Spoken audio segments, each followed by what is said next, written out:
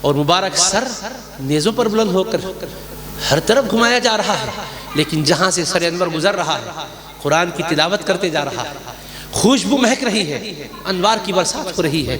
یہ قافلہ جب یزید کے پاس جا رہا تھا، رات میں ایک مقام پر رک گیا اور انہوں نے وہاں پر ان سروں کو رکھ دیا، اور وہ ایک راہب کا کلیسا تھا۔ اس کلیسا کا جو راہب تھا اس نے دیکھا کچھ لوگ ہیں اور ان کے پاس کچھ مقدس مستورات ہیں، کچھ صاحبزادے کم سن نظر آتے ہیں۔ یہ آگے بڑے پوچھے یہ کون لوگ ہیں؟ تو کہا جاتا ہے کہ کربلا میں نبی پاک علیہ السلام کے نواسوں کو شہید کیا گیا، انہی کا یہ بچا کچا قافلہ ہے، اور یہ نیزوں پر جو سر بلند ہیں انہی شہداء کے سر ہے۔ تو وہ حیران ہو جاتا ہے، وہ یہودی تھا، وہ کہتا ہے ارے افسوس کی بات ہے، اپنے پیغمبر کے نواسوں کے ساتھ تم نے کیسا ظالمانہ سلوک کیا؟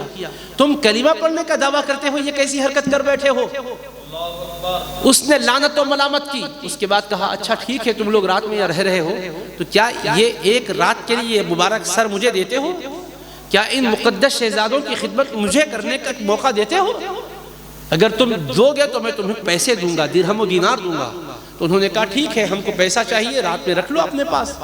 تو وہ ان مقدس خواتین کے لیے ایک حجرہ صاف کیا، اچھی طرح سے پاک صاف کر کے ان سے فرمایا اے شہزادیوں، اے مالکنیوں، اس حجرے میں آپ لوگ آرام سے رہیے، خدمت کے لیے میں حاضر ہوں، جو چیز بھی آپ فرماؤ گے پیش کرتا ہوں۔ ضیافت کیا، ان کی خدمت کی، اور اس کے بعد اپنے حجرے میں امام علی مقام کے پاکیزہ سر اقدس کو لے کر گیا، اور اب تک بھی ان ظالموں نے خون مبارک کو بھی صاف نہیں کیا تھا۔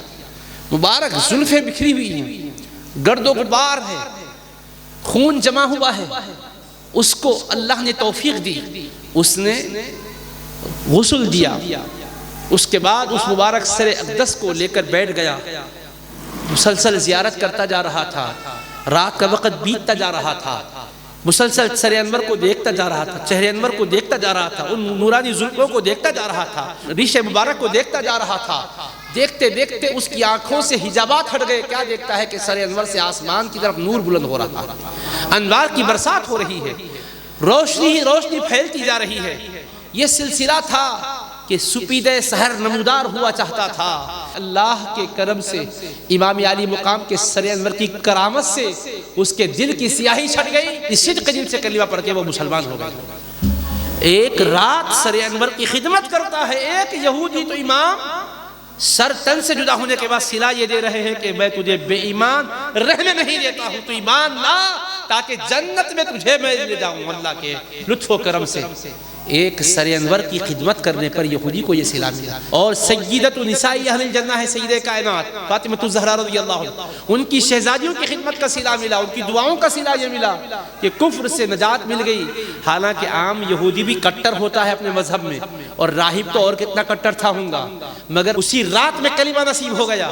تو سر انور کا یہ کرم اس کے ساتھ شامل ہوا، اور اس کے بعد ان ظالموں کو جب وہ درہم و دینار تحفے میں دے دیا، وہ آگے چلے بانٹنے کے لیے، اور جتنا سامان پیسوں سے کی شکل میں لوٹا تھا انہوں نے جب اس کو تقسیم کرنا چاہا تو سب ٹھیکریوں میں تبدیل ہو گیا، اور ٹھیکریوں میں تبدیل ہو گئے وہ پیسے، اور اس کی ایک سائٹ پر لکھا ہوا تھا وَلَا تَحْسَبَنَّ اللَّهَ غَافِلًا عَمَّا يَعْمَلُ الظَّالِمُونَ، ہرگز تم اللہ کو ظالموں کے کاموں سے بے خبر نہ جانو، اللہ کو خبر ہے ظالم کیا کر رہے ہیں۔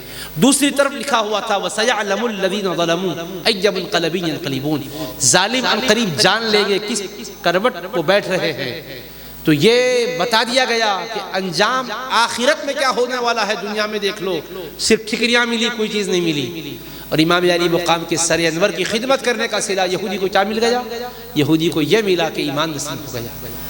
یزید پلید امام علی مقام کا خون کر کے اپنے اقتدار کو بچانا چاہا، اس کو اقتدار بھی نہیں ملا، سکون سے وہ زندگی نہیں گزار سکا۔ 3.5 سال کا دور رہا اس کا اقتدار کا، مگر ہمیشہ ایک کے بعد ایک ظلم ہی ظلم کرتا رہا۔ مدینہ منورہ پر حملہ کروایا، مکہ مکرمہ پر حملہ کروایا، اور کئی بیماریوں کا شکار ہو کر بالآخر تباہ و تاراج ہو گیا۔ رے کی حکومت کی خاطر ابن سعد فوج لے کر میدان کربلا میں امام علی مقام کے مد مقابل آیا تھا، اس کو بھی دنیا کا اقتدار نہیں مل سکا۔ ابن زیاد کو جو ملنا تھا وہ بھی نہیں مل سکا۔